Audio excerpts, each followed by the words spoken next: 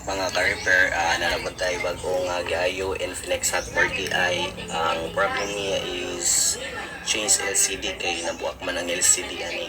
So naabot na yung LCD, wala pa nato ni napatapot. As you see, mocha pa siya, pero goods na iyang display. So ang buhato na to ani is magpataputa dayon. Let's see how it works. Okay.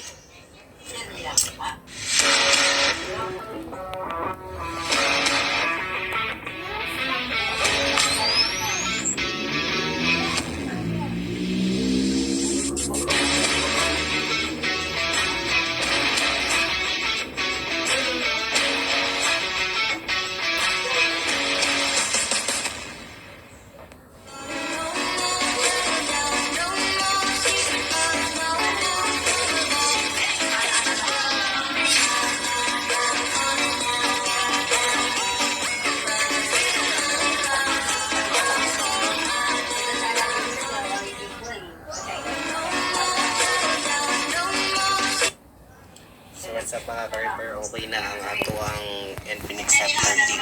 As you can see, no na natugtao na ang iyang LCD bago na siya kaayo sa katunan. So testing, so muna iyang siga dayon sa emergency touch, testing touch. So nag-click na siya tanan, so okay na. So na siya tempered mga ka-repair, okay na siya.